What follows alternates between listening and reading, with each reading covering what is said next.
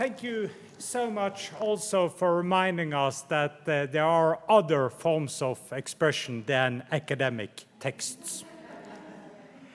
Welcome to this annual lecture.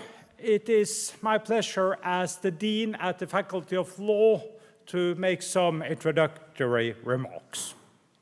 The headline for this week is Law and Social Transformation. This is a meeting point of two disciplines and also of two academic professions, lawyers and social scientists. Lawyers, we tend to think that law is changing the society. And perhaps social scientists think that law is one of many factors for societal change. My personal opinion is that law is not as powerful that many lawyers may think, but on the other hand, I think that many citizens don't understand how important law is as a framework for our modern society. Despite all the deficits of the US system or whatever, law is important and it sets some boundaries that are necessary for modern society. Before becoming a dean, I had many projects with social scientists, some of them also present here today. And then I often used the allegory of two children in a sandbox as a picture for the challenge that we face in interdisciplinary projects. As an adult, you think that two children in a sandbox, they are playing together. But when you become a parent, you realize they're not playing together. They're having parallel sessions in the same sandbox. And that is one of the challenges when social scientists and lawyers meet. Not just to write the chapters that they used to be, but really have this kind of interdisciplinary work that are not parallel, but are integrated. And turning to today's lecturer, she's really managed to do this. And as a kind of side note, before moving to that, I would say in Norway, this year we celebrate the 750th anniversary of Magnus Lagabøte's landslov, Magnus the lawmaker, which made the law here in Bergen at the time when Bergen was the capital of Norway. And we could add that Bergen is still the capital, but just in a functional way, not in a formal way, I would add. So Scheppele, as you know, she's an expert on what is sadly a kind of hot topic in today's society, namely autocratic regimes. There is an ongoing development that I think we all dislike, that we have more and more of them. But still, to become an autocratic regime, you have to battle the rule of law. And that's why the rule of law is so important. I'm very glad that you are here. And as you know, Scheppele has been working not only in the US, but especially in Hungary and in Poland, which we have seen a kind of development that we dislike. On the other hand, there are also some tendencies that are positive. So I'm very happy to give the floor to you and listen to your reflections upon this important topic. Please, the floor is yours.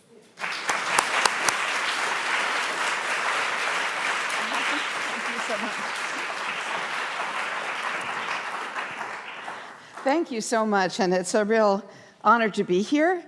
It's also vaguely alarming when you come to a city for the first time, and I've wanted to come to Bergen forever, to come and find your picture everywhere. It feels a little bit like a wanted poster, you know, like there's some escaped criminal that somebody wants to catch. So I'm glad this has not deterred you from actually attending the lecture, because it has felt odd to see myself all over the city. But anyway, I'm really delighted to be here. I also want to, of course, thank Siri, who is a force of nature. She's been trying to get me to come for a long time, and I'm really glad that you were persistent. I also realized what it means to be a force of nature in a city that has so much rain that when the sun comes out, everybody stands and stares at it, which is also quite refreshing. And so what I hope to do today is to kind of build on the conversations we've been having over the last several days, and hope to give some of you some new ideas about how to fight this tendency that we're seeing breaking out in lots of countries, not just the fragile new democracies where people weren't surprised, but increasingly in established democracies that many people thought were beyond the reach of, shall we say, democratic backsliding. And because this is an interdisciplinary forum, I hope to bring some law to bear, law in the sense of actual, like, doctrine in cases. Also some political science to bear, that's one of my fields, so we'll do a little bit of comparative politics, and some sociology, which is another field, but many of the fields that people have been talking about, you realize when you bring them, the intersection is, I hope, more even than the sum of the parts, because I think that it's impossible to understand this kind of phenomenon until you see it from multiple angles. So I hope to give you some hope, as you can tell from my title, Restoring Democracy Through Transnational Law. So let's start by looking at, there we go, it works. Excuse me, and I may cough. Some of you have been hearing me coughing. Long story, but I'm not contagious and whatever. Okay, so the state of global democracy, we've been talking about this week here at the exchanges, and of course it depends on how you measure things. This is some VDEM data that's been plotted for 100 years of regimes. Okay, so you can imagine the coding is a little imperfect sometimes. But the crucial thing to see here is democracies are in various shades of blue, autocracies are in various shades of red, and what we've seen is a real rise. If you take 100 years, we're way better than 100 years ago in terms of the number, this is numbers of countries that have various kinds of democratic regimes.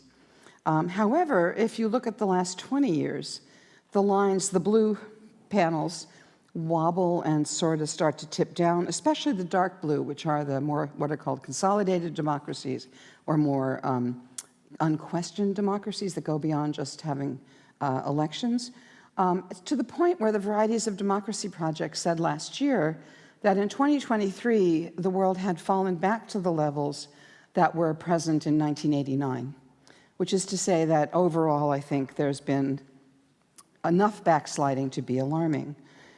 So the question for me is, so what was happening, actually if you go back here, what was happening to international law? And I call it transnational law because, well, in the US people think EU law is international, in Europe it's not.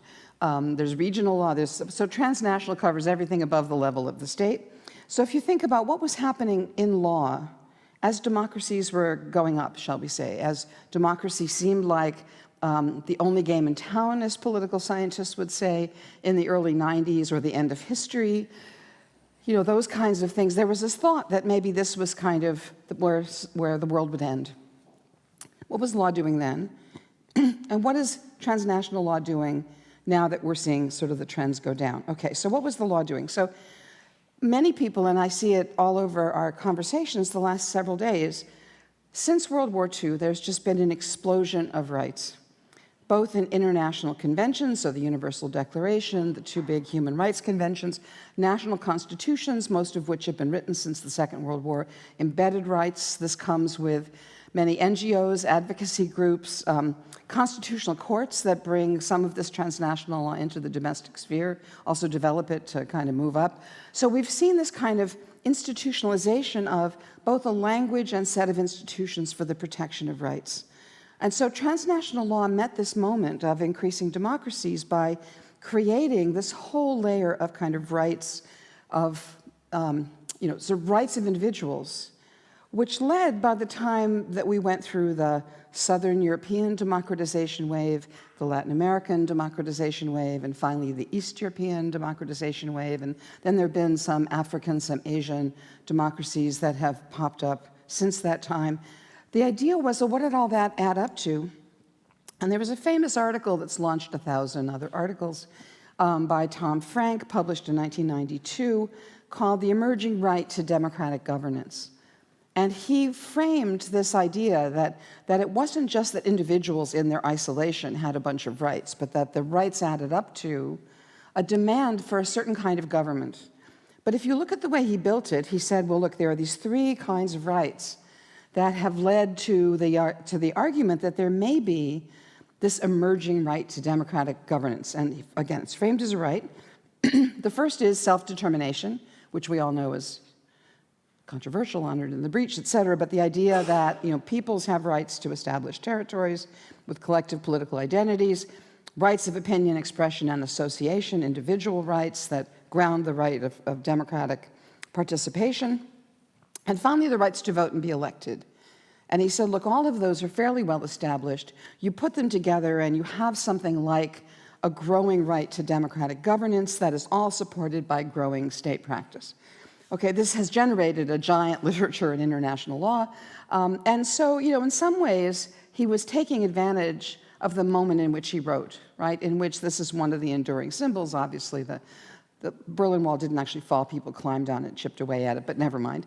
The point was that politically it fell, right? And there was the sense that democratization was just inevitable everywhere, and that international law backed by state practice would support that.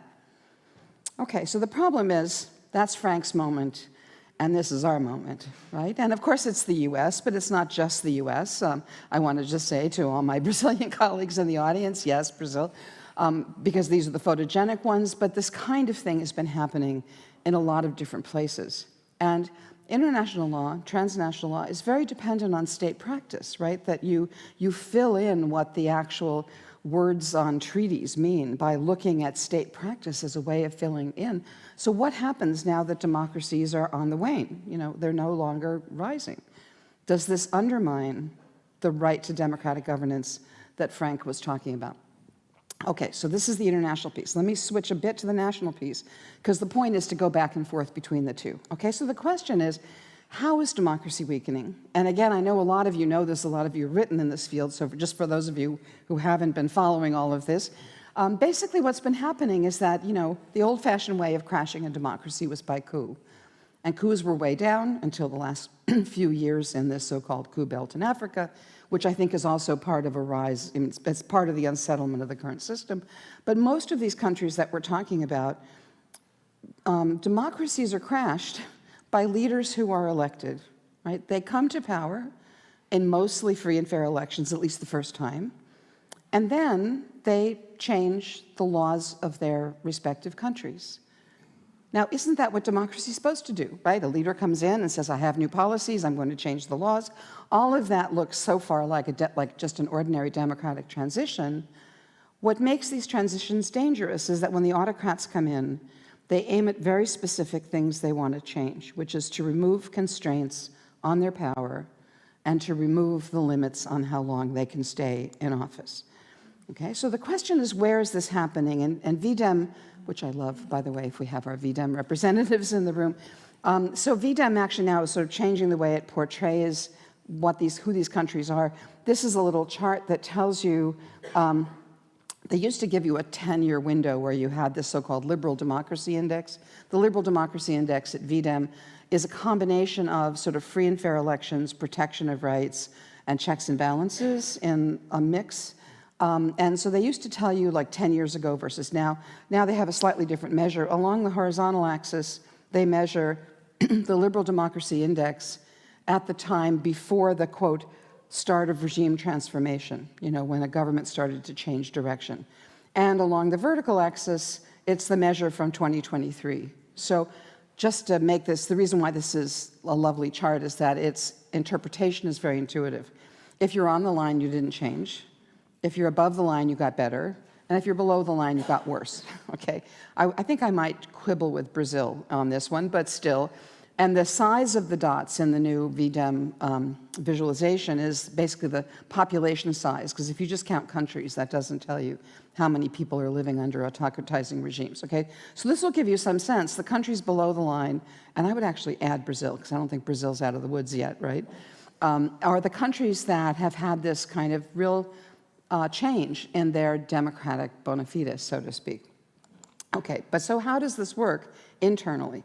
So what's so fascinating about this change is that the new autocrats claim that they are really Democrats.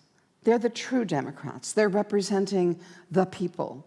they come out with this line that there's been either a silent majority or there have been people who have been underrepresented, but they do not turn their backs on democracy, rather they lean into it. And unlike dictators of the 20th century who were characterized by mass human rights violations, in fact, one reason why we get all the human rights after World War II is that it was literally the recipe for how not to do that again, and where the list of rights was very much determined by what autocrats, what dictators did in the middle of the 20th century. So these new autocrats, by and large, don't engage in massive violations of civil and political rights. They run regular elections. They even pass, I mean, I actually have a paper in which I show how when in all these pivotal elections, when the autocrats come to power, they all get a clean bill of health from election monitors. So that's not where the problem is.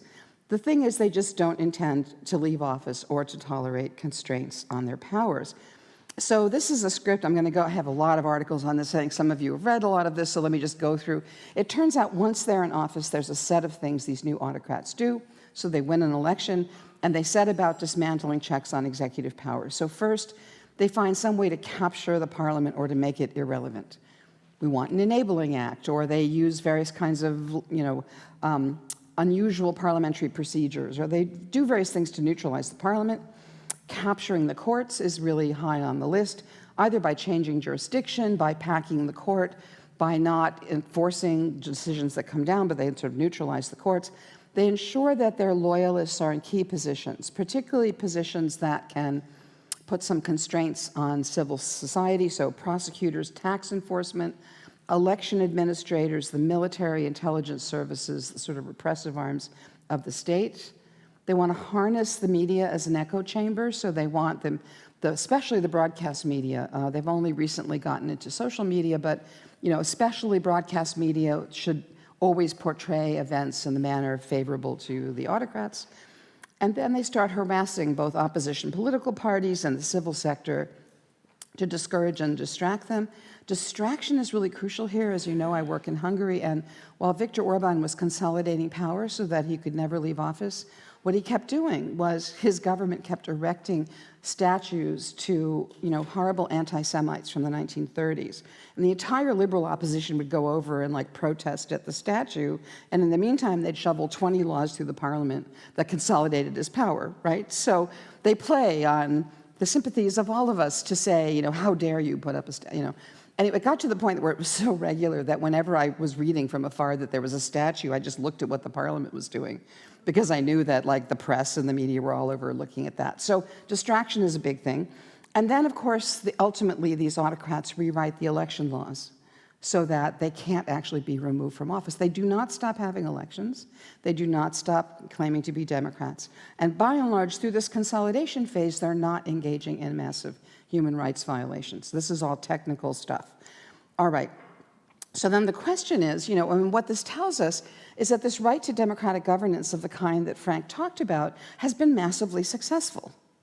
It's so successful that no one can be seen to not be doing it, right? You have to be a Democrat. You have to honor all of these rights. And so rights are kind of left untouched in the ways in which they've largely been imagined. Of course, we can always find examples around the margins. Frankly, we can find examples around the margins of any democracy, right? There is no such thing as a perfectly rights-respecting democracy. So what's been happening is that the autocrats consolidate power in the nooks and crannies of institutional arrangements.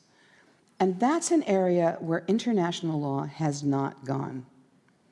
Right? In other words, how it is you set up your parliament. Do you have one chamber or two? Do you have a presidential or a parliamentary system? Do you have a constitutional court or a Supreme Court? How many high courts do you have? What is their jurisdiction? Is it only case and controversy? Do you have abstract? None of that has any general standards, right, in transnational law. So as a result, the autocrats are kind of free to paint on a blank canvas from the standpoint of international criticism, because there are no standards in that field. And that's exactly why they move into those fields, because frankly, they can get away with it. And frankly, it's really too technical to explain to a general public without everybody's eyes glazing over. I'm really glad your eyes are not glazing over yet, because you're all lawyers and people who are used to dealing with legal stuff, but really try explaining parliamentary procedure and why changing the rule for when the opposition can speak really matters, to a general. Anyway, so this is the thing. Basically, what Tom Frank was saying, is the right to democratic governance is there so much that it wins and you can't challenge it. Okay, so now here's what's happening. How do transnational courts deal with this new challenge? Basically what we've got, and particularly I'm going to focus on the transnational human rights courts in this talk, but basically what we've got are courts that are empowered to deal with rights. This is not, by and large, what the autocrats are doing, is hitting rights. So do we have a structure that can actually turn the jurisdiction of the international courts toward these constitutional arrangements to be able to have something to say from outside the system about these ways of crashing democracy? And this is where what we're now starting to see, I mean, really it's been a rapid development in the last 10 years or so. We're starting to see these transnational courts building what I call rights into structures. Okay, what does that mean? That means the transnational courts have before them a Bill of Rights. They say we're enforcing the rights, and they're starting to ask, what would it take to guarantee the right from the standpoint of building relevant domestic structures to protect the rights? They're backing up into the systems to look at how these things are protected. So, as a result, for example, the transnational courts are taking the right to a fair trial and turning it into a structural requirement of judicial independence, or taking the right to vote and turning it into the requirement of neutral election administration. And they're doing it little by little, but once you see it, it's like everywhere. This is now how courts are responding, and so this is what I'm going to call the right to democratic governance 2.0, right? It's where the transnational courts realize that they can't protect rights without protecting constitutional structures, and it's put these transnational courts into the constitutionalism business and not just the rights business. Okay, so how does that work? So let me give you a couple of examples just to show how it works sort of doctrinally before I pull back out to start thinking about how we can use this. Okay, so first, on this requirement of an independent judiciary. So, one of the first things that autocrats do is they attack courts. This was true in Hungary, this was true in Poland, a little bit less true in Russia, but we've seen this, in Turkey, other places. So the autocrats will attack the judiciary. They often do it by changing a complex and technical procedure for appointing judges. They may change the system for disciplining judges, or transferring judges, or assigning cases, or having jurisdiction to be able to hear certain kinds of cases. As everyone who's been to law school knows, all those procedure courses that you take, that's where they're active, right? It's the kind of thing you can't explain to your non-law school friends about what you were doing in that course, right? So this is fairly technical, but that's often where the autocrats are functioning. And so regional courts are actually rising to the challenge. So let's start with the inter-American system, because frankly, the inter-American system has been way ahead of the European system on all this stuff. Maybe it's because they had more challenges early, but maybe it's also because they're just more creative. So if we take the Inter-American Convention, this is the language that they have to work with in trying to think about what it would mean to have an independent judiciary. So the language is that every person has a right to a hearing with due guarantees and within a reasonable time by a competent, independent, and impartial tribunal previously established by law. Okay, so what they're doing, what we all read, all the rights folks are reading, every person has a right, then stop. But there's this other half, okay? So this is the part that actually the Inter-American Court has been kind of weaponizing, and their first big case on this was the case growing out of Fujimori's attempt to basically kill off the Constitutional Court in Peru. Of course, he does it in 1992. It comes to the Inter-American Court takes a long time. So by the time the case comes out, it's more or less useless at dealing with the actual problem that generated it, but it generates principles, at least, for the next cases. So in this case, this is where Fujimori tries to initiate impeachment of all of the judges on the Constitutional Court. The parliament dutifully complies, and then Fujimori fails to appoint any new judges to the court. So the impeached judges take their case to the Inter-American Court, and the court finds that, first of all, the impeachments had been carried out for political rather than legal reasons, and this was a violation of judicial independence, internal judicial independence of the judges in their working conditions. But then the court goes beyond that to say, Peru's in violation of fair trial rights for removing the constitutional checks on state action by refusing to appoint new judges. Okay, that's really, is that a rights case? Right? But again, they're using the language of an independent tribunal to back into telling Peru and every other country under the Inter-American system, you must have a court. You can't just get rid of the court, even if you use the impeachment process that was laid out in the Constitution. Okay, so that's 2001. They've had plenty of practice, unfortunately, since. Ecuador is a regular supplier of cases on judicial independence to the Inter-American Court. This is a pair of cases that grew. Ecuador, as you know, has had this rotating revolving door of presidents. Each one comes in and tries to fire all the judges they inherited and then appoint new ones. And so the purge that took place, this particular purge, the judges from both the Supreme Court and the Constitutional Court take their cases to the Inter-American Court, and they challenge, again, their firing. So again, the petitioners before the courts are the judges who were fired. That's what triggers the jurisdiction.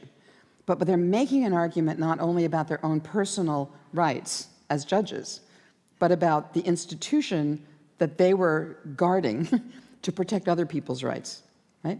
And so this is where, again, the Inter-American Court looks at the successive firings of constitutional judges and Supreme Court judges at two different decisions. They invoke the same article. They say there's a principle of the irremovability of judges. So even if you follow domestic procedures, there are limits to how much a new government can come in and just wholesale get rid of judges, and frequent court reorganizations, even if you appoint new ones, is itself also a violation of judicial independence. You can see how they're just moving into micromanaging national judicial structures, right?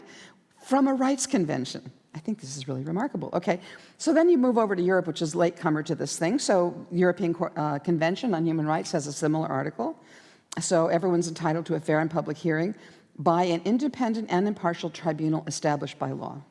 Okay, and so the Human Rights Court was not really doing the structure stuff on this until very recently. In fact, their lead case is 2020, and it's Iceland, which is not known for having massively unfair courts, okay? What the European courts tend to do, because they have, I think, just a lot more cases to choose from, is they tend to pick a country first. If they're going to make a big principle, they pick a country that actually is a good country. They establish the country, and then they use the principle on the countries that are going to resist them. You know, and they say, look, we did it for Iceland, so why not Poland? So this is kind of what happened. They could see the Polish cases coming down the road, so they have this decision out of Iceland. The applicant here is challenging irregularities in the appointment of one of the judges on a bench that heard his case. The Court of Human Rights then says, yes, well, this could be a violation, and it depends on, you know, was there a breach of domestic law? Did the breach affect something fundamental about the way the courts were structured? And if so, could the breach be remedied by the courts inside the system? And if the answer to all those questions was yes, yes, no, then you have a violation of the requirement of a tribunal, a fair and impartial tribunal established by law. Okay, so they set up the test in 2020, and they immediately get into Polish cases, right? Because Poland, basically the Polish government came in, they pushed judges, actually unlawfully under Polish law, onto the Constitutional Court. They start, you know, firing judges, putting in disciplinary procedures. They really attacked the judiciary in a major way, partly by law, partly not. This case was really the kind of shot over the bow. Comes up, there's Zero Floor is actually a company that makes sod, you know, like grass that you cut up and move somewhere. And it was destroyed, anyway, long story, destroyed by wild boars. When I teach this, I have wild boar pictures. But anyway, this company was trying to get its case heard at the Polish Constitutional Tribunal. When the case was dismissed, but it was dismissed by a panel of 3 judges, one of whom was one of these unlawfully appointed judges that the Peace political party had shoved onto the court when they first came to power. And so basically the Court of Human Rights takes the Icelandic standard, applies it in the Polish case, and says because these judges had been applied irregularly in Polish law, then the domestic courts couldn't correct the violation because it's the highest court, then any judgment by the Constitutional Court of Poland that involves any of these irregular judges may not be legally enforced. That's a pretty big remedy, right? So they do that, and then like right afterwards, they want, right afterwards, no, I have one more slide. No, I guess I don't. Okay, right afterwards, they find that several chambers of the Supreme Court are also cannot have their judgments be enforced. I mean, it's really quite dramatic. I mean, they've kind of disabled lots of the high courts in Poland as they've been making these judgments.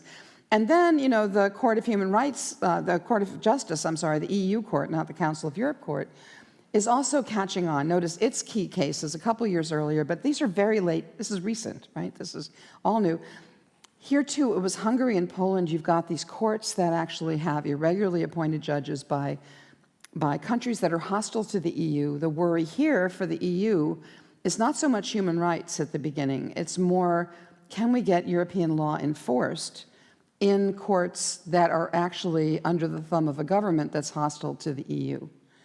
And so here, too, the Court of Justice comes out with some blockbuster judicial independence decisions, starting with Portugal, which, again, is not the country that's having the biggest violations. The Portuguese judge's case involved a case where the government of Portugal had lowered the salaries of all state employees. At once, the judges said, you can't lower our salaries because, you know, that's violation of judicial independence. Oops, I now don't have a screen. There it is.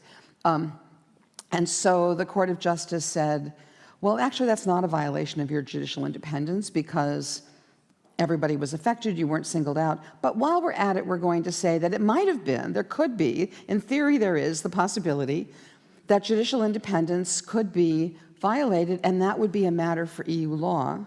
Combining Article 2, which until this point, nobody but a few of us thought could be legally enforceable. I must say, when I first wrote an article that said we can enforce general values from Article 2 of the treaty, everybody wrote and said, well, you're a beginner at EU law. Obviously, that's not true. So it's like in US law claiming you can enforce the preamble, right? It just wasn't anything a real lawyer would do. And so the court then says, well, Article 2 combined with Article 19 of the Treaty on European Union, which says every state has to guarantee that if there's a violation of EU law, they have to be able to provide effective remedies. And this means you could get a violation. Every country is required to maintain an independent judiciary. So this slide's way too busy. I won't go through all the way through it, except to say that Poland had just compromised so many judges. They had lowered the judicial retirement age to fire a bunch of judges. They disciplined judges for the content of their opinion. They appointed judges through a politically tainted process. They were preventing judges from sending preliminary references to the ECJ, which of course will get the ECJ particularly upset. There were so many violations that basically the Court of Justice has had this whole business churning out, and it's mostly preliminary references for those of you who know EU or EEA law. And so basically, you know, in the end of this, Poland was being fined €1 million a day for refusing to actually obey the decisions of the court with regard to judicial independence. Huge fines. And if you want to know more, I have this beached whale-size article that goes through all these cases.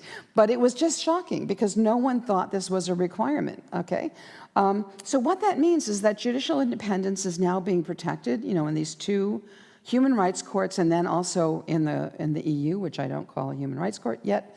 But these regional courts have started to develop structural requirements as a way of protecting rights, right? So this is like a big change from ordinary human rights jurisprudence. Okay, let me give you a couple of other examples. It gets even stranger. So what about this? This is where, again, the Inter-American Court is way ahead of Europe on this. So Colombia requested an advisory opinion from the Inter-American Court saying, well, you know, because Latin America is full of presidential regimes. As an American, I sympathize with the dangers of having presidential regimes.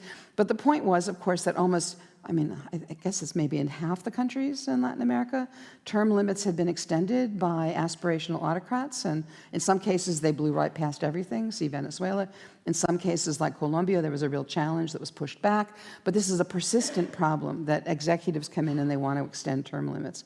So this was an advisory opinion that came down in 2021, asked, is there some limit on how many terms a president can serve? This is a human rights court, right? What's it going to do? So there's a very interesting jurisdictional section. Again, for the lawyers in the room, it's like, how do you get jurisdiction? And part of it is that they ground the jurisdiction on the right to vote and to be elected.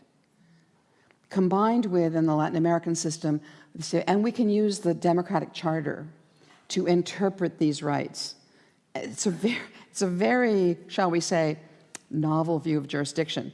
And then they go on to issue this advisory opinion in which they say the rotation of power in the executive is absolutely crucial to democratic governance, and this will eventually affect both the right to vote and to be elected.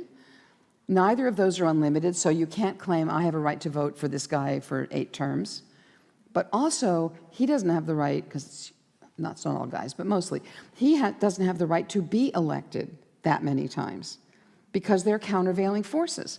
You know, if you're president forever, you get to appoint all the judges. You get to put all your people in power. It increases the chances that down the road rights will be violated. And so here you've got a human rights court issuing an opinion on term limits, okay? Over on the European side, you've got the Venice Commission, this European Commission for Democracy Through Law, which comes out with a similar report. I might say, by the way, that even though the Venice Commission is a Council of Europe institution, there are, I think it's 8 countries in Latin America that are now members of the Venice Commission. Even the US is a member, even Israel is a member. So it's becoming way more than a Council of Europe advisory body, and they have a similar opinion. Okay, one last example before I start to say what are we going to do with all of this. Elections. Because one of the things these autocrats do is they come to power, often with a parliamentary majority, and then they change the election law so they can't ever be voted out of power.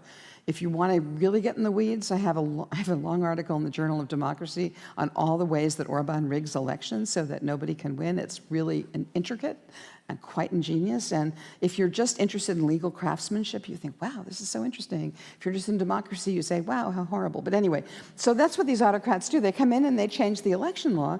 Okay, and so the question is, what can you do about that? So I'm going to start with the Court of Human Rights here. Again, you look at the language, and Protocol 1, Article 3 says states must hold free elections at reasonable intervals by secret ballot under conditions which will ensure the free expression of the opinion of the electorate in the choice of the legislature.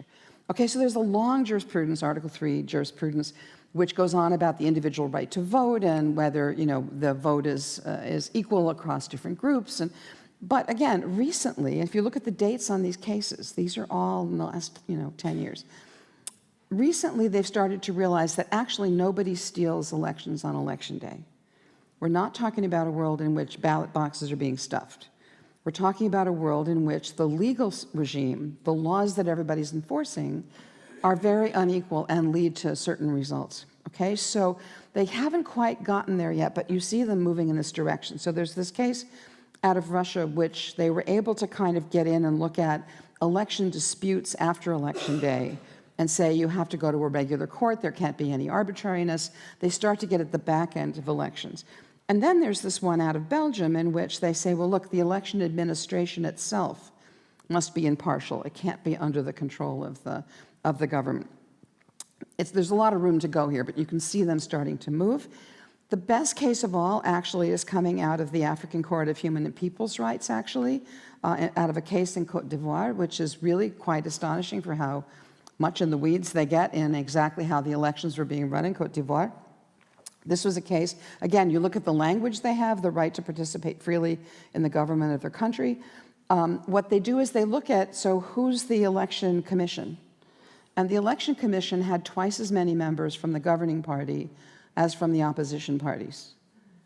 And they said that can't be a fair election commission until you have equal numbers, which is, again, pretty much getting in the weeds of structures in order to guarantee rights. Okay, so that's a case. So much so far actually, those of you who know the Inter-American court system better than I do, if you can see more cases like this, please let me know, or any courts that you know of, because it's hard to find them. You can't do the law database search for structures, instead of rights. Okay, so you have to just stumble on these things. The Venice Commission, like I said, has been doing lots of these opinions, increasingly on behalf of institutions, like in Europe, for example, the European Union institutions will ask the Venice Commission for a report to be used in disciplinary proceedings under EU law. Council of Europe Parliamentary Assembly also asked for these opinions. So the Venice Commission, which had started as like a coach to help new democracies get their laws together, now has become standard bearer that alerts transnational organizations to whether national law is compliant with transnational standards. You know, so I think the Venice Commission, there's a lot of action. On Hungary, they've produced 22 reports since 2010, which is just a lot as their stuff goes. Okay, so what I think all this adds up to is that we now have a right to democratic governance 2.0, right, which doesn't look like a conventional right. It's that the international institutions are starting to track where the autocrats are starting to gain control, right? They're using the rights language, they're using language designed for other purposes in the transnational treaties to be able to get at requirements of the way constitutional structures must be organized inside countries, okay?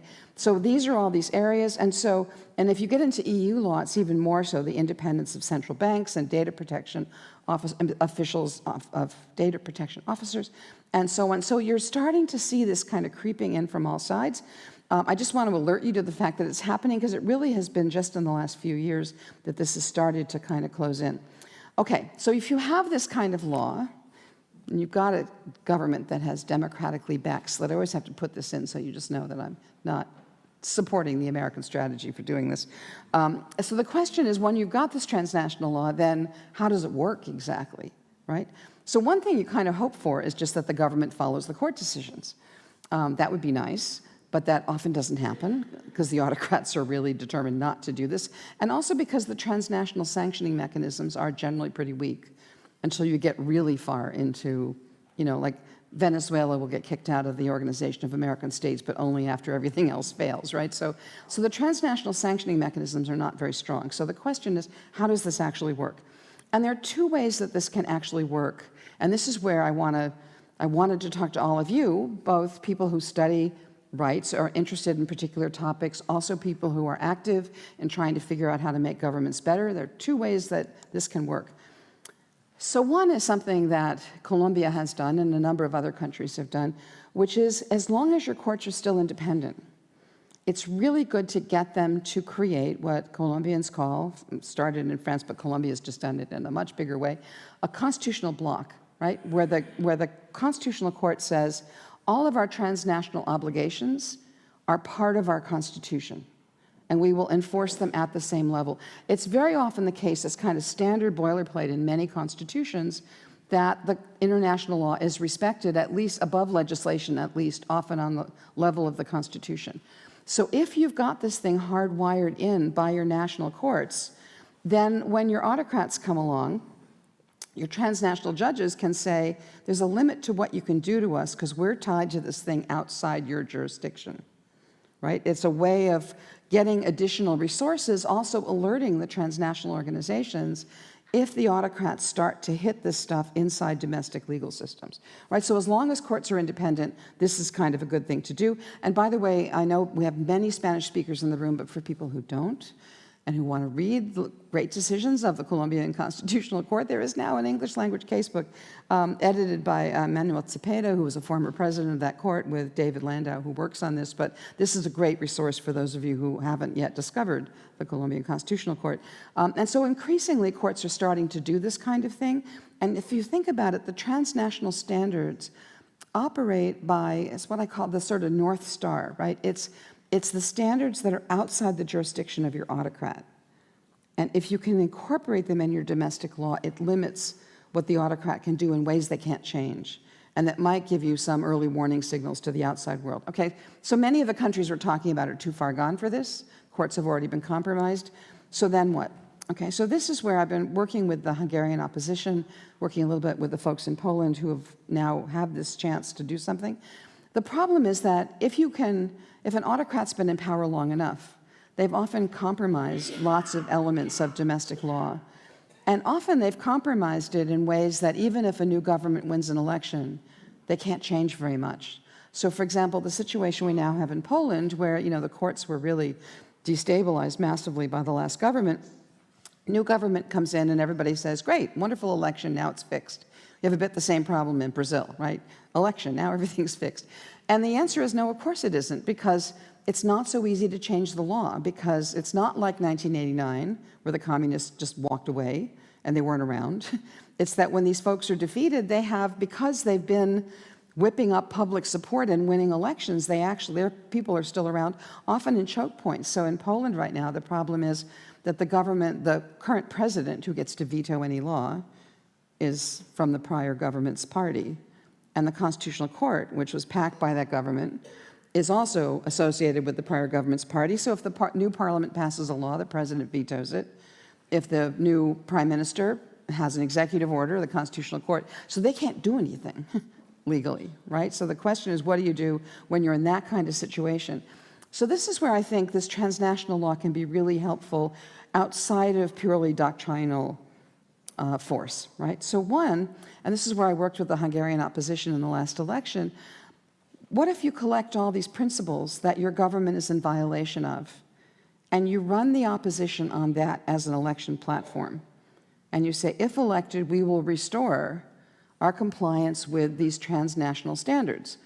And that way, the election serves as a kind of certification that gives the government permission, perhaps even to break the autocratic law left behind by the last guys, right? Because oftentimes they've dug the law in precisely so that nobody else can change it, which is an illegitimate thing to do, right? So you don't want to just come in and do exactly what they did. You want some democratic legitimacy. So putting it into an electoral manifesto is a way of saying, if elected, we may have to break some domestic laws to restore these transnational standards. Also in transitional negotiations. So if the prior government hasn't been pushed out completely, but they're part of a coalitional mix, or you have to come to grips with them, these standards, again, can be used kind of in transitional negotiations. Or if the prior government collapses. I mean, some of these governments are eventually going to collapse into dust rather than into a new election. And so this is just a way for the new government to come in and say, we are not lawless, we have standards, okay? And so this is where I want to lean into, so what about the rule of law? You know, these prior governments established, we now know the autocrats work through law, right? So can the new government come in and just break all those laws? Well, okay, so why is the rule of law holding you back from doing the right thing? It's because we have the wrong conception of the rule of law, right? So if you read the rule of law literature, there's all this debate about, is it just thin, just procedural standards? Is it thick? Do you include, the debate, does it include rights? We only run into this problem of having the new government come in and look like they're doing the same thing as the autocrats if you think of the rule of law only at national level.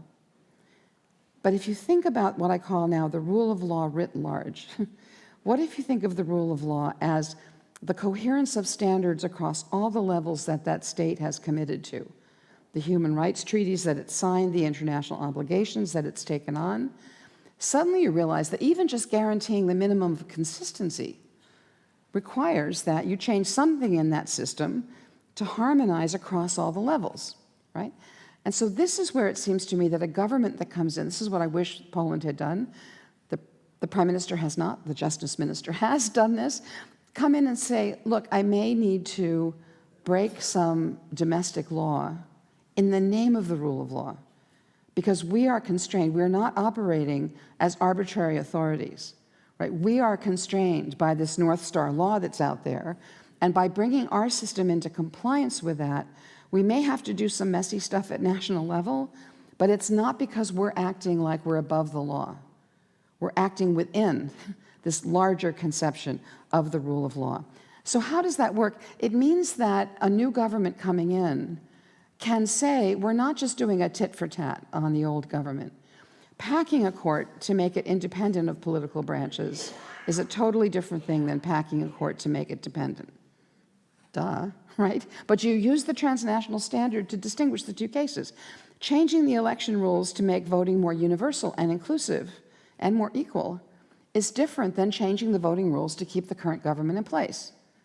Again, the transnational standards immediately help you distinguish those two cases. Changing the law to increase protection of human rights, media freedom, fair trials. I mean, you can see all the places where the development of transnational law would allow you to distinguish between a government that comes in and, has to break a few eggs to make an omelet from the guys who are trying to make autocracies from the ones who are trying to restore democracies. And you do it precisely in the name of the rule of law, right?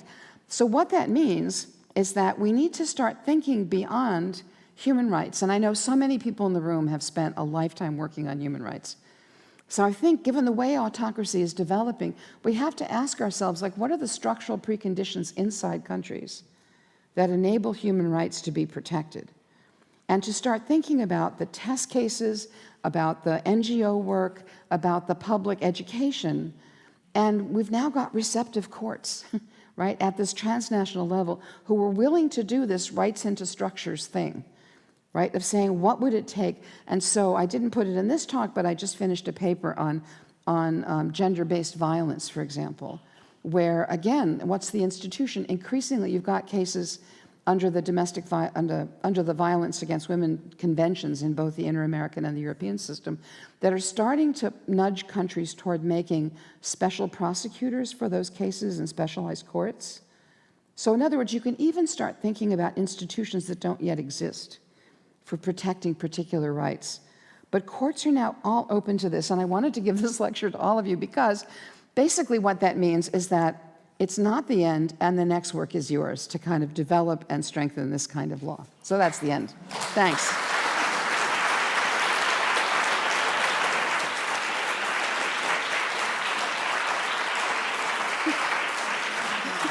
Okay, that's good. Thank you so much. Okay.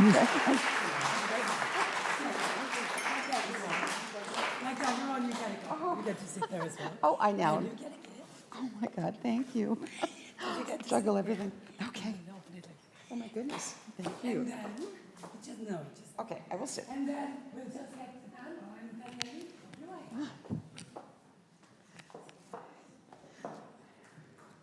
By the way, I'm also looking for more cases, more references. We have such a global audience here that once you see this thing, if you see other examples, please let me know and please write about them yourselves. So thank you so much, Professor, for this. Oh, is your Oh, it mic was working? just, I don't know if it's working. Sorry. Vi also missar Sometimes panelists. I think they have to turn it up. Yeah? Oops. Yeah? Now it's working. You okay? So thank you very much, Professor, for this Oh, thank you. insightful and very inspiring lecture. I'm here, well, my name is Daniele. I'm from University of São Paulo. Here, I'm going to moderate this roundtable to discuss, to talk to Professor Kim Scheppele's I'm just work. Kim. What? I'm just Kim. Just Kim. Okay, that's Kim. So it's and before just introducing my panelists here, I just would like to say to you, Professor, how your work really has changed my profession, my role as a researcher, and it was really insightful. And I'm sure that many here also feel the same. So when you wrote your 2018 Autocratic Legalism, you told us how to recognize these autocrats. You also taught us what the methods, the tactics, and the playbooks of these autocrats are, and how do they empty democratic institutions, how they hollow out democratic institutions, right? And in a way, I think your lecture today was a fight back, how to fight back these autocrats. And the way to fight back these autocrats would be through international law, right? So international law would guide us back to democracy. And the interesting thing, I'm going to stop here, is that international law is not a democratic project per se. So it has this original sin. And just to continue from here, I'm going to introduce our panelists today. So I have here with me Alida Stigler, who is a doctoral researcher at University of Oslo. Gökhan Sen, who is a postdoctoral researcher at University of Oslo. Eric, and I'm sorry if I'm mistaken here, Ho Moivik. Perfect. Yeah, okay. Professor at University of Bergen. And finally, Umar Ba, who is a professor at Cornell University. So each one of you would have 3 to 5 minutes to comment on Professor Kim's lecture, and then Professor would respond. Alida, you were the first. Let's start with you. So first off, thanks for this very educational and interesting lecture. And we were also very lucky in this panel that we actually got a sneak peek into Kim's upcoming book that also tackles this issue that was presented today, which, by the way, should definitely become part of the curriculum at law schools in Hungary at one point in time. So I would like to kickstart this conversation. I would like to offer some optimism, even if reserved optimism in the role that transnational law can play in the fight against autocratization and in the restoration of democracies. And but I think it is very important to underline that I imagine that there are strong regional variations that will influence the sort of importance transnational law will have in this fight. So I will offer my comments focusing on one specific region, which is Europe, and in particular I will focus on the European Union, which has a quite handy feature that helps you in your case as well, which is the primacy of EU law, which means that when there is a conflict between national norms and EU laws, it's the EU law that will take primacy, even against constitutional norms of the member states. And I think that's definitely something that that makes transnational law, or in this specific case, the EU law, a powerful tool in the EU member states. You were mentioning specifically two ways in which transnational law can help the fight against autocratization. You were not mentioning what happens when we have autocracies, so I won't offer comments there, but of course that's like the elephant in the room. What is the case, like what role does transnational law play when the autocrats are still in power? But you offered two ways in which democracies can use transnational law. The first was, and I thought I would offer some examples from the EU on these two fronts. So first you were mentioning that we have a state that is a democracy. It has been a democracy, and it also wants to stay a democracy. So there, I think Germany is a great example where the government coalition now, together with an opposition party, is proposing an amendment to the basic law, the Constitution of Germany, exactly in order to protect the Federal Constitutional Court of Germany against political influence.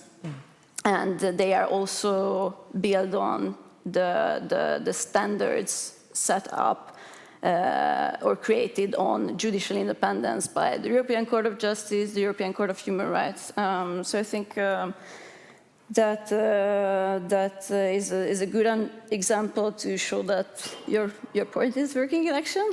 And then the second one would be that you were also mentioning it yourself in your lecture, that we have the autocracies.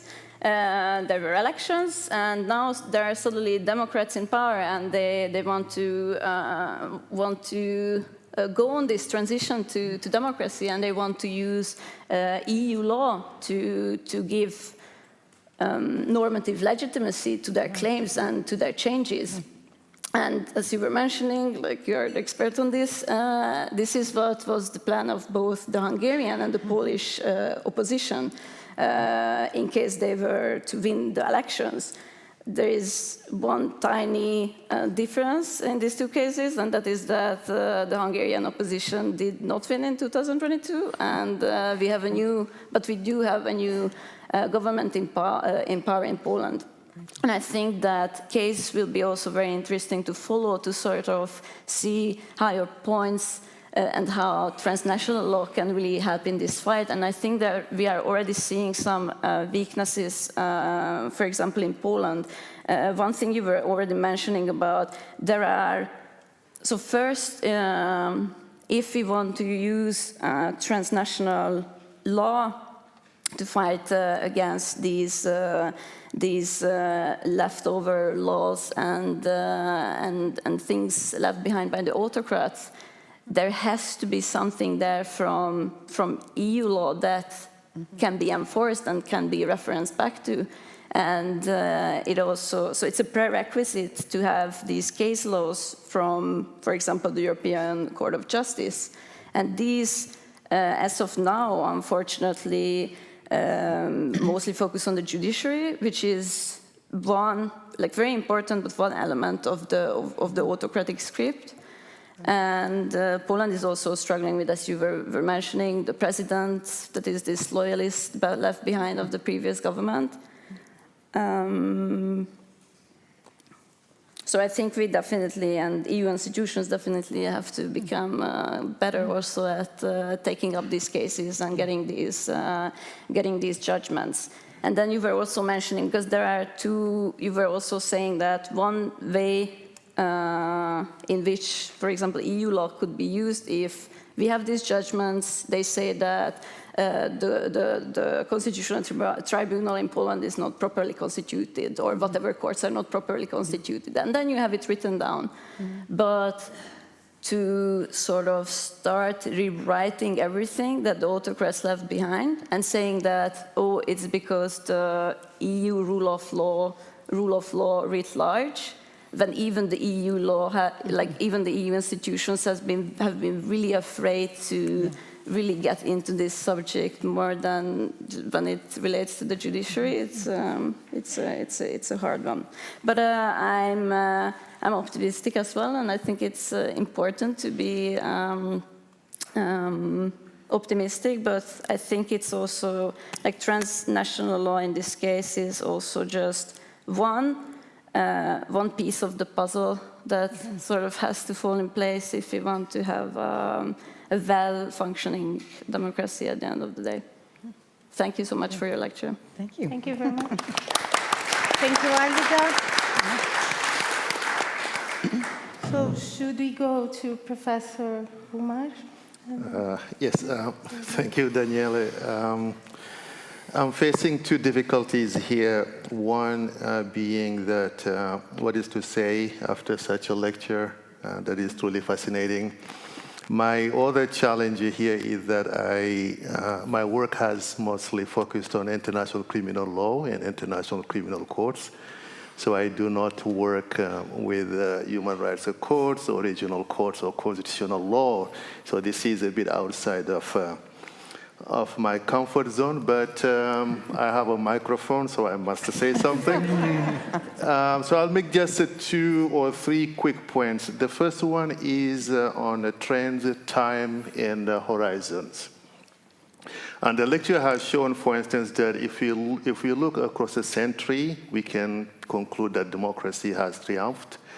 But if we look over the past 20 years or so, then there is a real threat to democracy because the trend is pointing downwards. We have seen a new crop of autocrats popping up all over, and this is a truly global phenomenon, including in Africa as well. But then what are the uses of temporalities that help us to reconcile these two? The longer trend of democracy triumphing, and then the shorter trend or the more recent trend of autocratization gaining more ground. I like to look at the longer history here of even world orders themselves coming up, rising, and falling. So there is maybe here a possibility of looking at different scales that could lead to different conclusions, and maybe then we can reassess the level to which we should be worried about the current trend and how much this is going to continue in the future. My second point here, again, after this fascinating lecture, especially regarding democratic governance, so 1 and 2, and self-determination. And this is me taking the ship a little bit towards where I'm more comfortable with, which is the history of the Third World. And here we can tell also a different history of democratic governance, being actually a history of the third world. Because self-determination was not a right in the UN Charter, it was named in the UN Charter as a principle, not a right. And self-determination was not a right in the Universal Declaration of Human Rights either. We had to wait until 1955 at the Bandung Conference, an Afro-Asian conference, where self-determination was proclaimed as a right. And actually, the UN General Assembly had to take another 5 years until 1960 to pass Resolution 1514 on granting of independence. So, again, this is maybe a comment about how we can look to the Global South for actually the rise and the history of self-determination and democratic governance as such. And my final point here is this may be also a broader comment about the themes of love transform in general. We have talked about autocratization quite a bit over the past few days. And we are quite aware of the threats that the Putins, the Orbans, and the Erdogans pose to the world.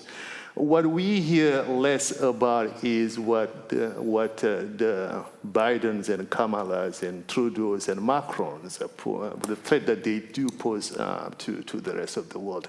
That liberal democracy itself has a built-in features that are annihilating disposable lives or surplus lives, as Achille Mbembe called it, waste lives, or what Agame refers to as the homo sacer. So it is not just that we should be worried about what autocrats are doing to international law, but what liberal democracies themselves are doing to international law, and especially in this case, international criminal law, which I'm a bit more familiar again. But thank you again for this great lecture.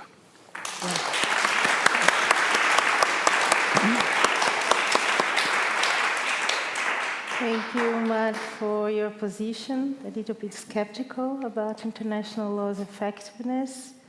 And now, Professor Erik Hofmoivik. You're very good at pronouncing my name. See, I trained a lot, yeah. Thank you. And thanks to Kim for a brilliant lecture. And I would say I agree with the analysis and also the remedies. And I also find this script of the new autocrats quite precise. I'm a member of the Venice Commission. I've been there for 8 years, and it really mirrors my experiences from the field, one can say. And I would just add another element that is, in many of these countries that are backsliding, we see really awful legislative processes. Yes. They're usually very rapid. It can happen overnight. My current favorite is in one country in Eastern Europe where they basically abolished anti-corruption legislation in 4 days between Christmas Eve and New Year's Eve. Yeah. And they didn't even invite the opposition to the parliament. And we went there and we asked this typical strongman prime minister, you should actually include the opposition and the other MPs when you discuss legislation. And he just looked at us in the eyes and said, why should I invite the opposition? Because we don't listen to them anyway.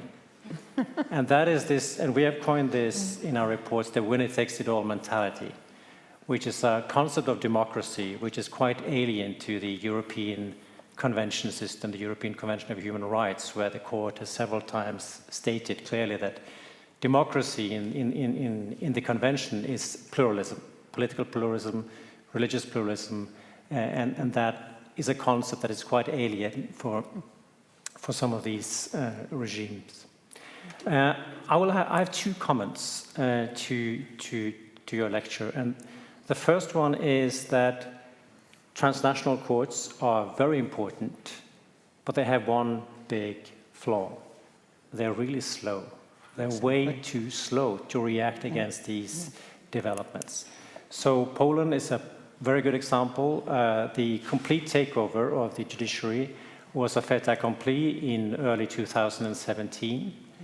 And the Court of Justice of the European Union started slowly to react in 2018 in surrender cases, and then finally in 2019, but very cautiously. The European Court of Human Rights started in 2021. That is way too late. Right. Then you have to deal with the, restoring the rule of law. So the idea should be to prevent, and that's why you need early warning mechanisms or rapid response institutions. Now in Europe, you have the Venice Commission does serve that purpose. The problem is that we're not always listened to when we scream out. That was the case of Poland. We pushed the big red button already in 2016, and the idea should be that national governments, European institutions should react when these monitoring bodies push that big red button. They don't always do, but I think they are more perceptive since the developments in Poland. Also, another problem with courts is that they all usually have quite a narrow focus on the issue, because they're dependent on the specific claim and the case concerning the individual or the private party. While in many cases, in particular when it comes to elections, the problems are usually systemic and quite broad. So when we assess electoral laws, we don't only look at issues concerning voters, but also campaign finance, media legislation, party legislation, etc. And you need to take all of this into account before you can actually say something about how an electoral system works in practice. My second comment is that courts produce binding decisions. And that is fine, but I would also say that soft law norms, meaning international best practices, advisory opinions, standards developed by international organizations should be taken more seriously, in particular by legal scholars, because they're often quite ignored. And this is because, as Kim mentioned, when it comes to institutions, structural issues, the international legal norms are usually quite weak or limited. While these international, non-binding soft law standards, they're often much more developed and nuanced. And this case, you mentioned this case from the Grand Chamber of the European Court of Human Rights, Magango versus Belgium, is very interesting in this respect, because it establishes a right to effective examination of electoral disputes. Now that legal obligation, which it is now, came originally from the Venice Commission and our Code of Good Practice of Electoral Matters, adopted all the way back in 2002, and applied by the Venice Commission in advisory opinions ever since, and then it was slowly introduced into the court's case law in 2010. And we reminded the court about that in this Magango case in 2020. So I think these soft law norms are very useful when we try to develop this thick rule of law that you described in the end. Thank you. Thank you very much. So I'm the last one, so I have to be quick. I would like to quote you first. What doesn't kill you will mutate and try to kill you later.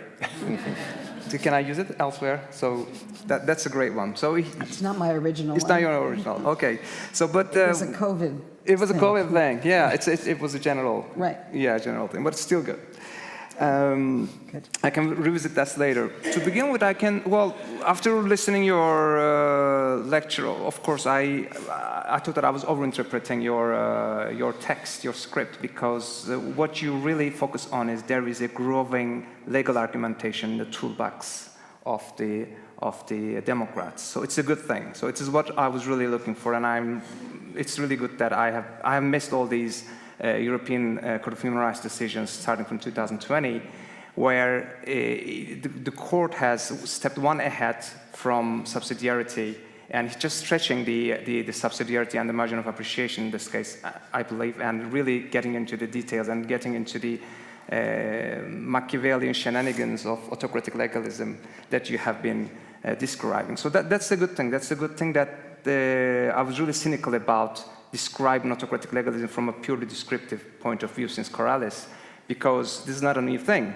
using legal norms to end the illegal or to end the illiberal system. Actually, it was the law appeared in the first place for this one, right? And the 19th century Germanic version of tin rule of law appeared for this one, and Hitler came to power purely in a legal perspective. So also this one, having said this toolbox is generating itself in a very good manner, but I still had a little bit of question marks about relying on Frank's arguments in the 90s, where all the stars were aligned in a perfect manner for the democracy, which is not the case today. Because Frank's argument was, well, I've read it 15 years ago, but it was a very seminal argument that I built my arguments on my further research. But what he said was, particularly with regards to self-determination, from this technical aspect of self-determination, which is not directly relevant to our question today, but the very technical aspect of decolonization law. So in that time, it was the last vestiges of colonization were about to finish, and it was one thing was that. The other thing was there were secessionist movements, not secessionist movements, but the dismantling of Yugoslavia and USSR, which aspired to be recognized as a state, and there was a good leverage for international community, not international community, I say Europe, Western Europe and United States, including Russia. So this international community has also dismantled by the annexation of Ukrainian soil. So that international community had a very good moral standing at that point. But does the international community have this moral superiority or advantage today with the mass immigration? People are dying in the Mediterranean, Europe is becoming a fortress, and this, excuse my language, stupid polarization around this Palestinian issue. So do we have this moral advantage as does the international community have this moral advantage as it was in the 90s? Secondly is the political situation, as I mentioned. Is there an international community yet? One of the members of the Security Council has been breaching jus cogens law.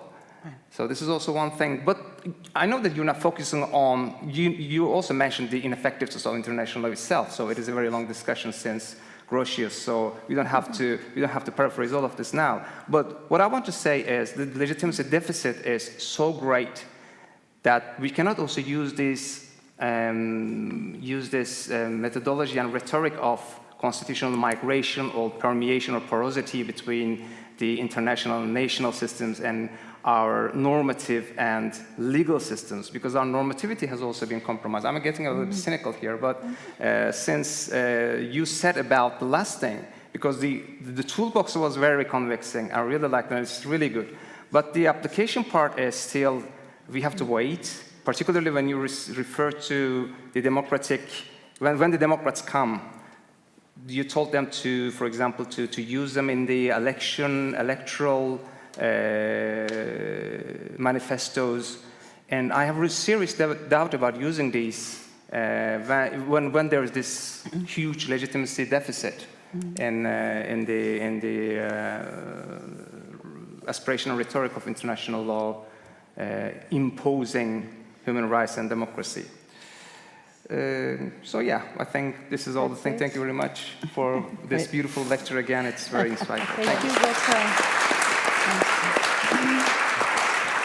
So, Professor, you may want to have initial thoughts on these comments, and then we can open up for discussions. What do you prefer? So actually, I would love to get more comments, and so you know, and then I have some responses like, yes, international law is incoherent and illegitimate, but still, it may be all we have. Yeah. Okay. So, yeah, of course. Start lining up for the questions, yes? yeah. I'm sorry about my coughing. I have, anyway, issues, but I'm not contagious. It's not that. No, I'm fine. I have my water and my cough drops, and it will eventually go away. Sorry. Yeah. Roberto. Thank you. Well, thanks so much for the very interesting presentation.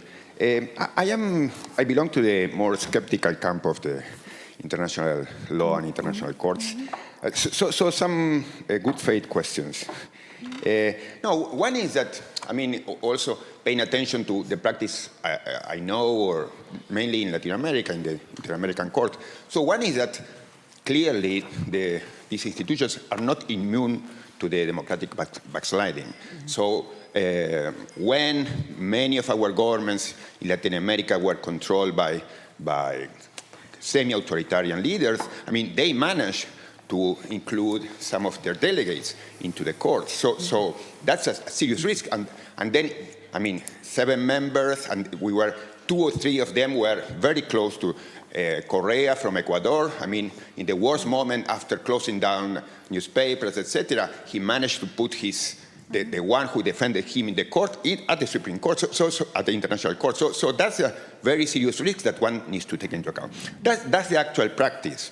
Yeah. But then, as a principle, well, the idea of expecting, I mean, the restoration of democracy or a strong collaboration for the restoration of democracy from a very weakly democratic institution, that I would say is a problem in general.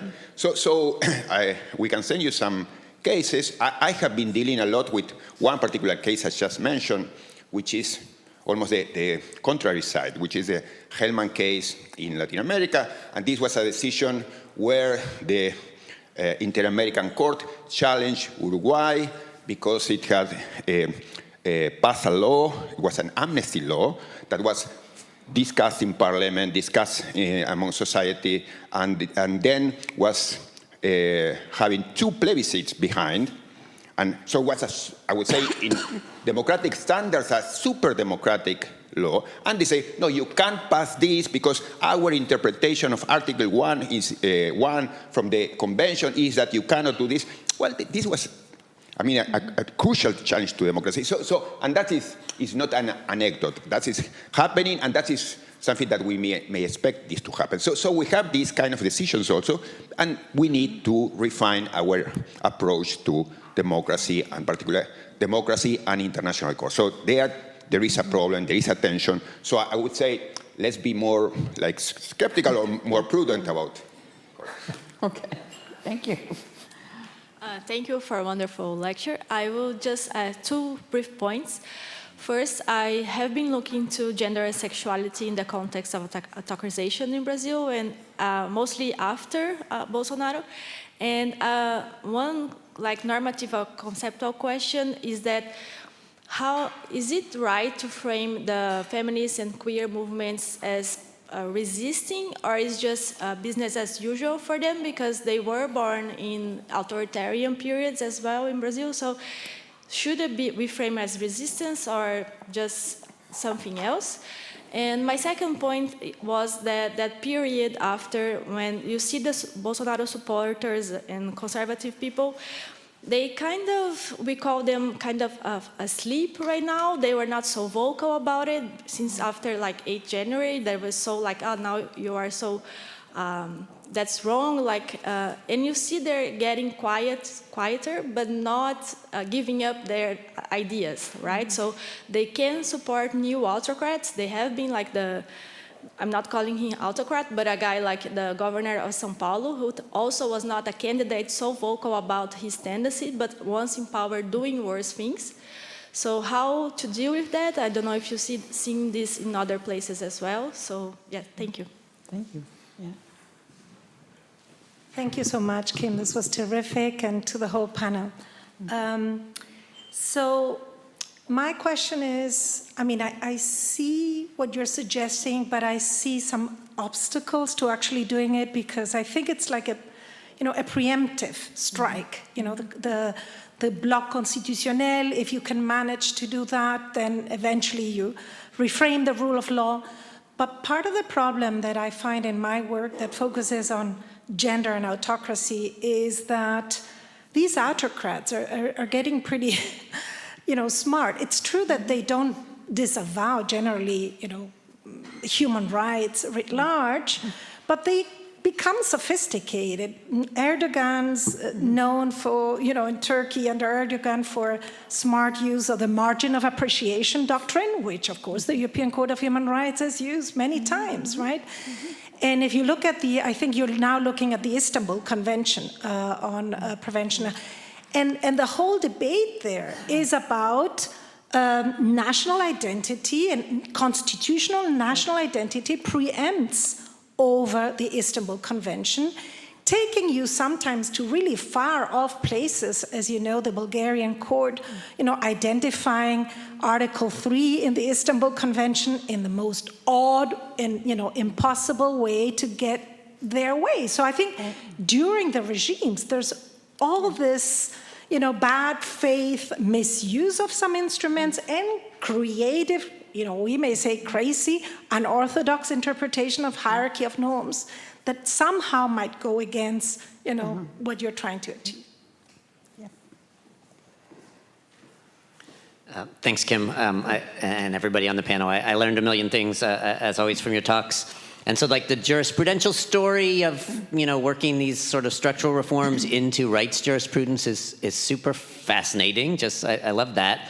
And I guess I want to be persuaded by the optimistic story that that's actually going to work in practice. But if I were going to play devil's advocate, so, like, I think for the interesting jurisprudential development to convince me to be optimistic, I think one of two things has to happen in the real world.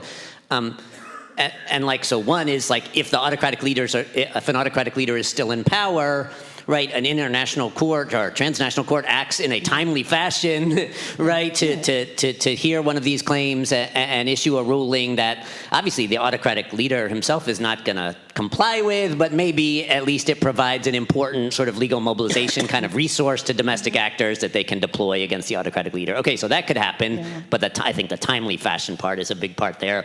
Or two, after the autocratic leader has left office, right, that the new, more democratic leadership of the country can sort of appeal to these kinds of transnational legal norms that have been developed in these cases as a useful sort of normative justification for some of the hardball institutional reforms that they're inevitably going to have to engage in to try to undo the damage that was previously done. All right, so, like, has either of those things actually ever happened is the thing I was left not really clear on. Yeah, thank you.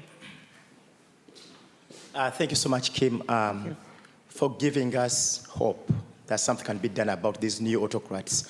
I was a bit disappointed that Museveni and Kagame missed on that list. Those are people that should be there, but maybe I realize they are not very new autocrats, they are old autocrats. That's why they missed. Now, I see this working in the West mainly, and I was thinking about Africa. I know you gave us the African court example, but the court is largely irrelevant because very few countries have actually deposited their instruments. So it really doesn't matter that much to countries like mine, like Uganda. And so maybe you should have a look at the regional bodies, the regional courts, the East African Court of Justice, for example, and the role it has been playing around that. But I see this not working that much because of the threats that the courts themselves have from those who establish them. The constitutional tail of the SADC tribunal comes into play here, that if the courts go too far, then these same autocrats are going to close them down. And that's a real threat that is existential for African nations. So that's something that we should be aware of that. The more we take these cases to them, the more likely they are to be closed down by the same autocrats because these guys run the courts too. So the African Union is a club of fellows who are more like-minded towards autocracy. And that may be very problematic in terms of sustaining such institutions. Thank you so much. Thank you. Hi, thank you for the fantastic lecture.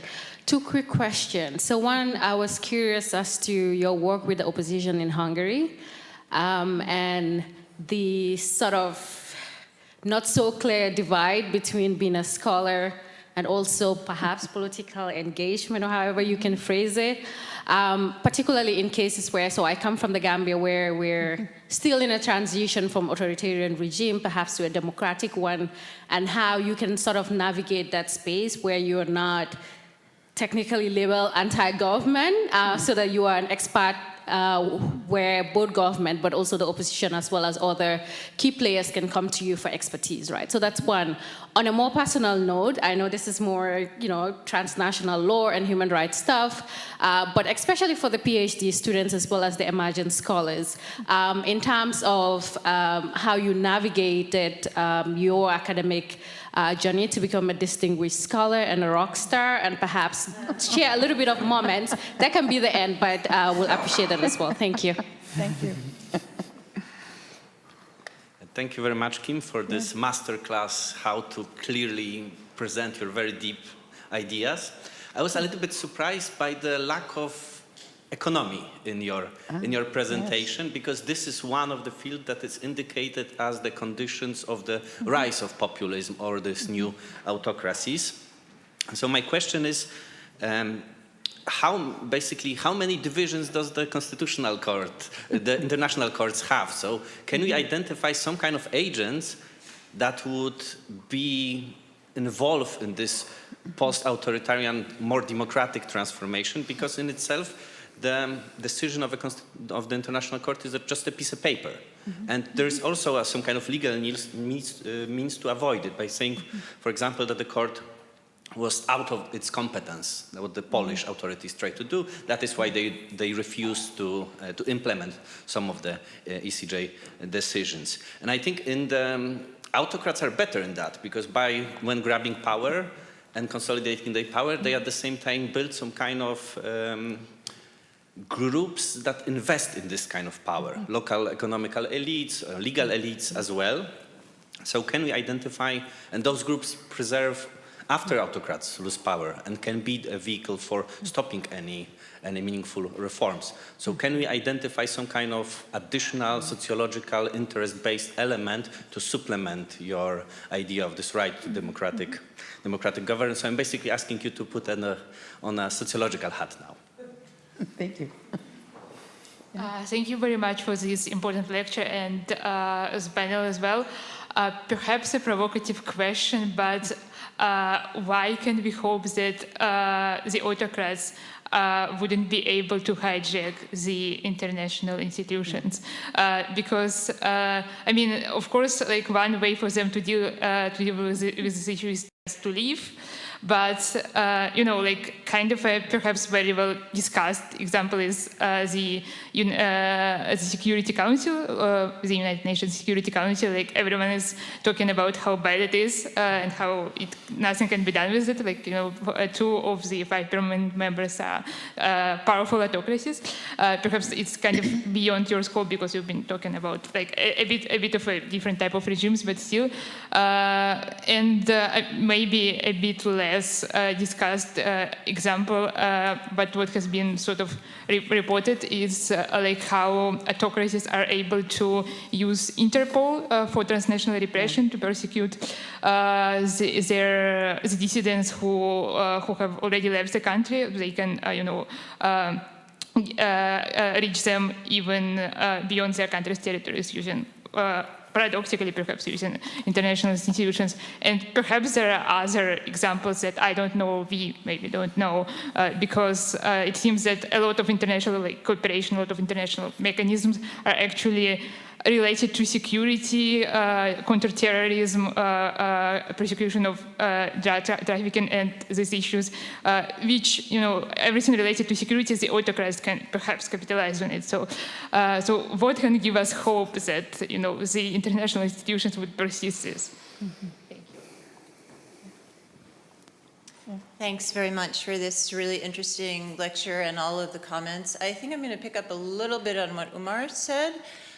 There are, of course, different narratives and different questions that come out of those narratives. And you could tell a narrative about how the right to development was explicitly set aside and rejected, the new international economic order was sidelined, that human rights was kind of this domesticated group of things that Western nations wanted to advance.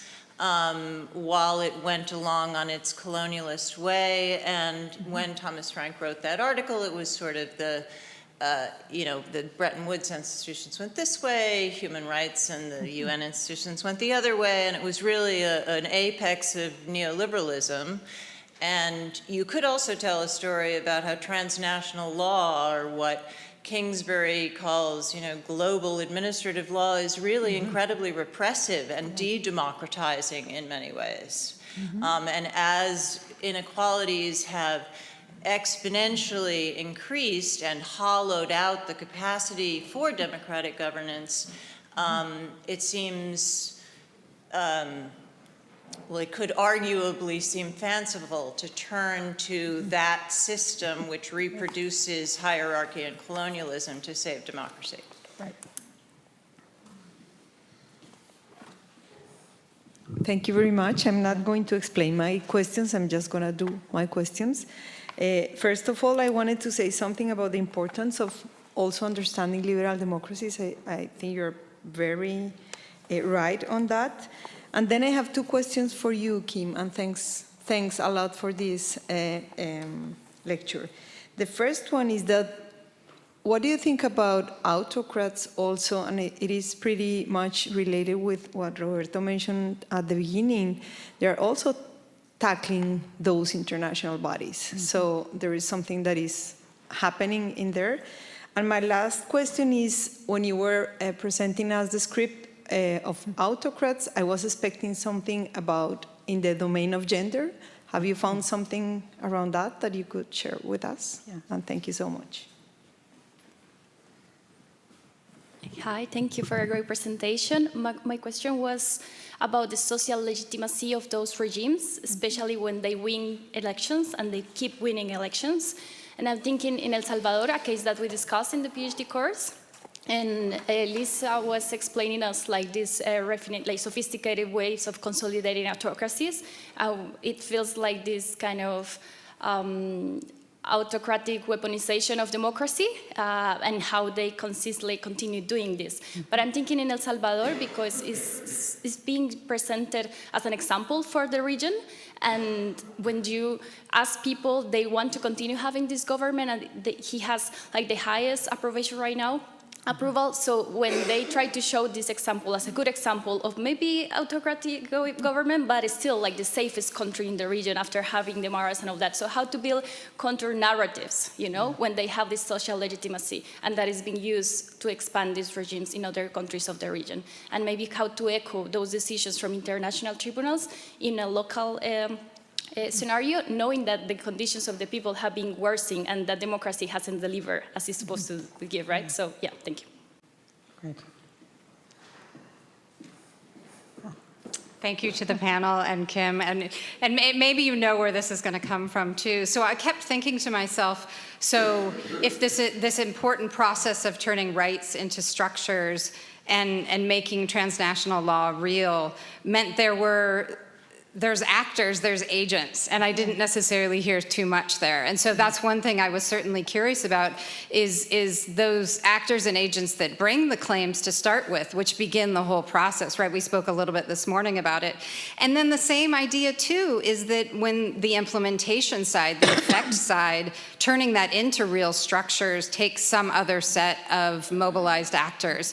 And in fact, one is sitting right here. And I think it's interesting because the Venice Commission is a data point in my data set when we think about these exact types of briefs that work their way into, or reports into decisions, have a very important sort of impact. And so again, those become part of that whether it's an epistemic community or whatever you want to call it, but those mobilized actors. So it'd be interesting to hear more. Thank you. Can you have 9 minutes? Okay, let me try to take some big themes first. So one is that there's a lot of skepticism in the room about international law. And the skepticism seems to have several dimensions, right? So one is that it hasn't been a liberatory force in general, okay? Now this is where the fact that, international law works in silos. And actually for the 10 years before I started writing about autocracy, I was writing about how what I was calling global security law and the repressive actions that followed from the fact that the UN Security Council had gotten so deeply involved in micromanaging by, Chapter 7 resolutions, the domestic responses to terrorism without any differentiation across types of regimes, types of countries. So I'm completely aware of the repressive, in fact, I think a lot of what weakened democracies before this autocratic wave came along was exactly the anti-terrorism structures that were put in place that, anyway. So, I mean, I'm no fan of international law in general, okay? So, but international law, like domestic law, is a site of struggles. And, you know, this particular project has been mostly about these regional human rights courts. And they have not always been good. And, you know, the European Court of Human Rights has been battered a lot recently, and it kind of pulled back and really began to look like it was not going to have a robust defense of rights because it was under political attack. We all know that these autocratic regimes try to pack the court with their own people. That's also true of the Venice Commission, by the way. I can think of some of members that I know. So again, these are all sites of struggle. So, you know, in a short lecture, it's like, I didn't get into the actors and the agents and how good are they on this, that, and the other thing. So, but again, the question is if we're all devoted to, you know, a kind of, I mean, to a human rights program, one question is how you struggle for that now. And I think many people in the way, after the democratic wave, were really focused on domestic litigation. And now in a lot of these autocratic systems, that's blocked. In fact, you know, actually in Hungary, it's blocked to the point where because the jurisdiction of the Constitutional Court was changed, this was very deliberate on the part of the Hungarian government, you now have to stop at the Constitutional Court before you go to the European Court of Human Rights, because the Constitutional Court can give effective remedies. The Constitutional Court just takes all these cases that come to it that the government doesn't want to have go to Strasbourg, and they just sit on them forever. They just barricade them so that so I mean, there's all kinds of problems with this system and how you get cases. So I don't want to idealize the system. The point of saying this was just to say, if we don't have a vision about what might be helpful, we don't know where to kind of put the struggle, so to speak. And so this idea, I work mostly with the judges on these courts, and what I see, they're concerned, and they need the cases, right? Because they want to do something. This kind of rights into structures thing is how the judges are now thinking about how they can intervene in these democratic backsliding cases. So that's why I'm trying to think, let's try to bring them cases while we still have those judges.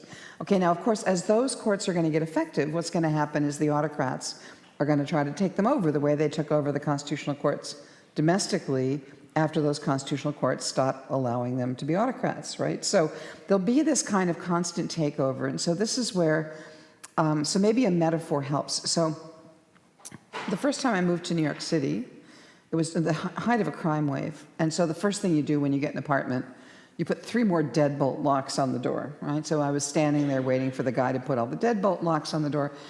And I said to him kind of nervously, you know, does this actually prevent somebody from breaking in? And he said, well, actually, no. He said, they can always, there's ways to break through deadbolts. But if you put enough of these on your door, you slow them down. So either they go somewhere else, but as they're breaking down all the deadbolts, somebody else comes along and interrupts them. Okay, so I think about a lot of this human rights activity the same way, right? You want all these backup systems, not because it's going to prevent the thing from happening, right? But because it slows them down, it puts another checkpoint in, makes the autocrats actually think about how what they do at home may actually be appealed to some court somewhere, right? So none of these are foolproof systems, and they're all going to be sites of struggle. And there are going to be parts of international law that are going to clap back against this, right? The human rights framework is not the only bit of international law, and all we need is another terrorist attack of global scale that, you know, gets the Security Council involved in making states pass bad laws, and we're going to go right back to that. So I don't want to be too starry-eyed about international law. Okay. On the other hand, what I've learned, again, from mostly my struggle in Hungary, a lot of this really bears, it's like the generalization of what I learned from Hungary. So the question is, how general is it? And that's where it's really useful for me to hear all of your reactions. So at first, my argument started as a way to convince the positivist lawyers in Hungary that it was legal for them to suggest that they could break the law. Right, because they're breaking the law because they're supposed to, because this court is telling them, either the EU court directly from primacy or the European Human Rights Court was telling them, you're supposed to do something. So if the government itself doesn't act, can the court do it by itself? So it started off as this positivist argument about how, well, you're just stuck in a conflicts of laws problem. And then I tried to generalize it out to say, well, maybe for people who are really hung up on the legal side of it, this is a way to bring the lawyers on board. Okay, now that doesn't bring everybody on board. So that was one piece of it. But the other thing, and I think many people are reacting because, okay, so we're all used to thinking about these courts as fixing the problems that are brought to them. That's actually not the way I'm thinking about these courts, right? So the Icelandic case is going to be helpful in Poland, even if you didn't have a Polish case. Right? So what you want to do when you're repairing democracies, or even when you're thinking about what it would take to fix things, you need to say, as a Democrat, when you're elected, again, there's the, how do you overcome the autocrats? And the answer is, okay, black box. Okay, assuming you can do it, like there's an election in Poland, or there's an election in Brazil, or whatever. Suppose you get a new government. What the Democrats need to be able to say is that what we're doing isn't just like what the other guys did in reverse. What we're doing has a different logic and a different rationale, and it isn't just tit for tat. So therefore, the way these cases become useful is not because the thing litigated gets fixed by the case. In the inter-American system in particular, where there's like you've been through 3 governments since that case was brought, right? That's never what's going to happen.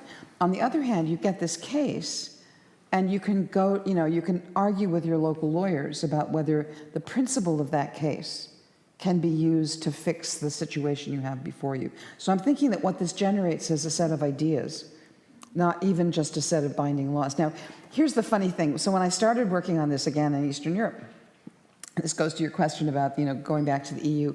So there's this provision in EU law where a member state can bring a member state before the Court of Justice and say, you're violating EU law. Nobody ever does, well, it doesn't happen very often.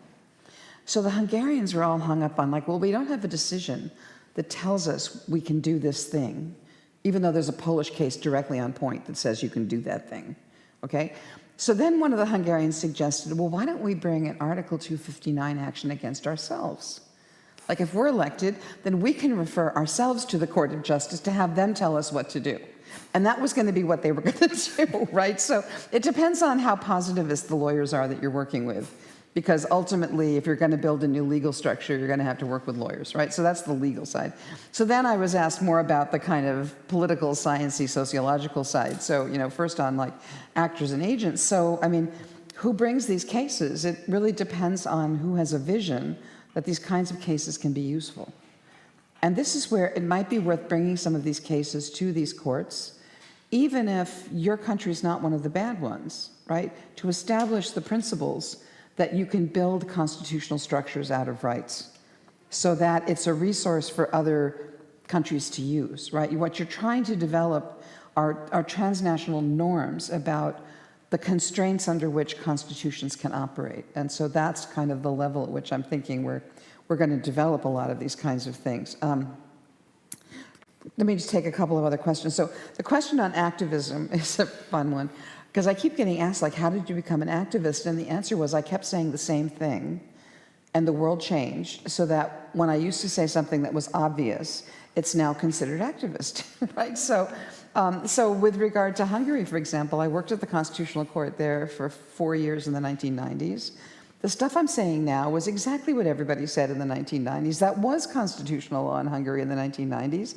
Now, because it undermines the current government's position. By the way, they amended the Constitution to cancel all those cases of the Constitutional Court of Hungary from 1990 to 2012 have been nullified. You cannot, they are no longer good law. So what I am saying now is no longer good law, right? So, but this didn't used to be activism. So, this is the question. When the world changes, do we hide in the spaces that are left to us to be neutral and not activists? Or do we keep saying the same things that used to be obvious? And even though that puts us in a position of being an activist. I might say the Hungarian government led a campaign to get me fired from Princeton, and it was hilarious because they had all these international scholars write letters about how my scholarship was awful. But because the Hungarians understood so little about American universities, all the letters got sent to the vice president for finance because they thought that was the person who controlled, because that's all money for the Hungarians. So they thought that, anyway. So fortunately, you know, the whole administration got involved at Princeton, and I got this note from the president saying, good news, keep going. You know, so good work, keep going. So, I mean, it really depends on what you're trying to do. I think when you defend these kinds of principles that you would defend if you were a political theorist, the fact that the world isn't complying with you is a problem for the world, not you and your career, actually. So, you know, you have to just keep saying it, right?